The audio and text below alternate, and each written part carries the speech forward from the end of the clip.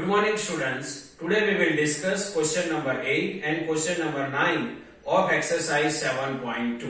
See here. Draw rough sketch of two triangles such that they have 5 pairs of congruent parts. But still triangles are not congruent. Means in this question we will consider two triangles in such a way that they have 5 pairs of congruent parts but they are not congruent to each other. To understand this question, first we will consider triangle ABC and triangle DEF. See, already I have drawn triangle ABC and triangle DEF. In triangle ABC, AB is equal to 2 cm, BC is equal to 4 cm, CA is equal to 3 cm. Angle A is equal to 60 degree, angle B is equal to 80 degree. Means here we consider 5 parts.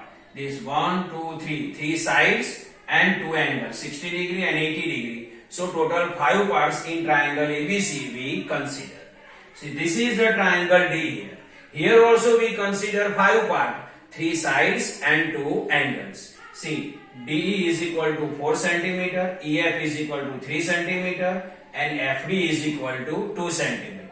Angle D is equal to 60 degree, angle E is equal to 80 degree. Means 1, 2, 3, 3 sides and 60 degree and 80 degree, 2 angles. Means total 5 parts we can consider in triangle DEF.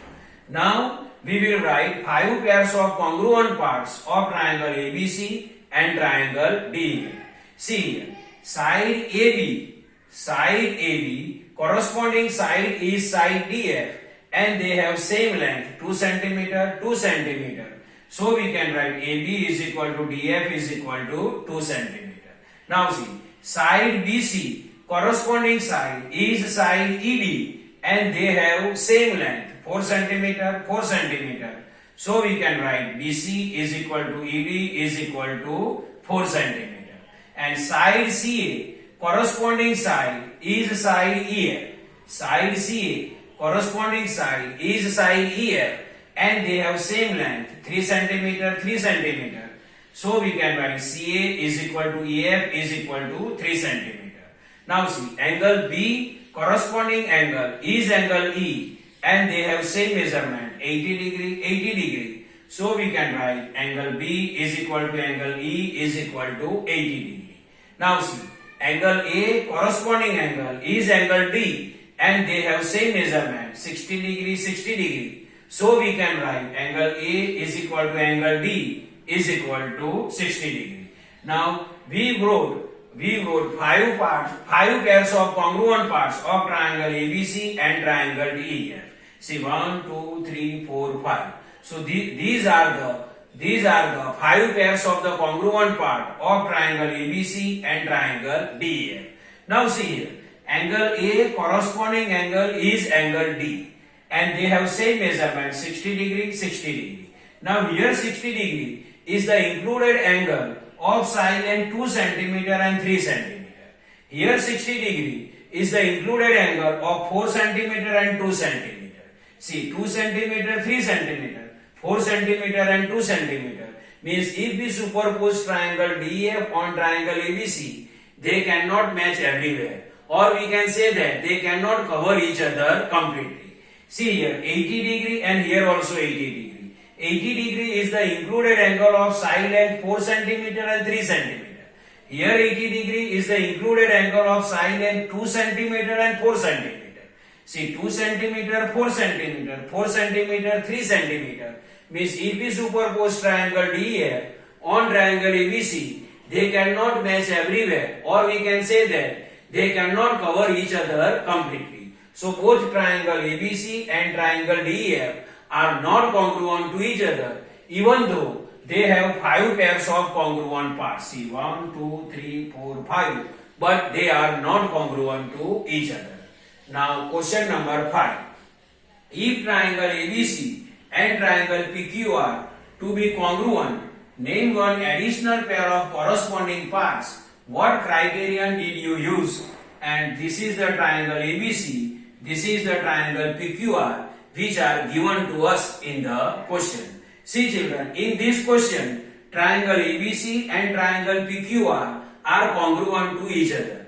we have to add one additional pair in such a way that they are congruent to each other, and we will write we are using which congruence rule, that also we have to write. Now see here, this is the triangle ABC and this is the triangle PQR. See here, corresponding angle of angle B is angle Q and they have same measurement. See, this side is related with 90 degree. This side is related with 90 degree. So angle B is equal to 90 degree. Angle Q is also 90 degree. So corresponding angle of angle B is angle Q and they have same measurement 90 degree, 90 degree. So we can write angle B is equal to angle Q is equal to 90 degree. See, angle B is equal to angle Q is equal to 90 degree and these are the pair of the angles. Now see, corresponding angle of angle C is angle R and they have same measurement. Why they have same measurement? See here, 2 to 1 arc and 2 arc. 1 arc and 2 arc means 2 to arc are marked in angle R and in angle C. So they have same measurement.